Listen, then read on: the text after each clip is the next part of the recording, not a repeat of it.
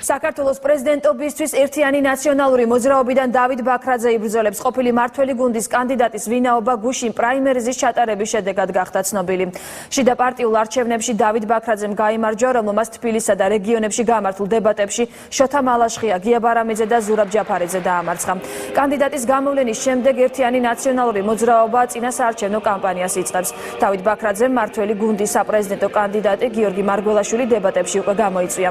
ეს განცხადება მან პრაიმერიზის დასრულების შემდეგ გააკეთა. ჩემი მთავარი ხაზი როგორც პრეზიდენტობის კანდიდატის იქნება გავაკეთო ყველაფერი, რომ ქვეყანა წავიდეს მეტი სიმშვიდისკენ. გავაკეთო ყველაფერი, რომ ჩვენი საზოგადოება წავიდეს დამშვიდებისკენ და გამთლიანებისკენ.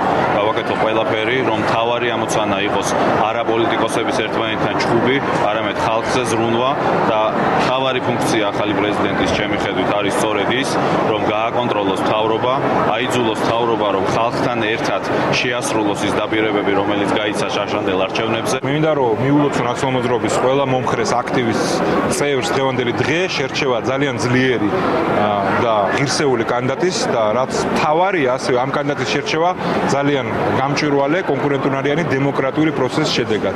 ჩემი აზრით ეს არის მისი ძალიან ღირსეული და სამართლიანი გამარჯვება და ვამაყობ რომ ძალიან კარგი თანამებრძოლი მყავს და დღეს უკვე ჩვენი პარტიის საპრეზიდენტო კანდიდატი, რომელსაც აქვს ის უნარები და თვისებები, რომელიც უნდა ქონდეს საქართველოს პრეზიდენტს.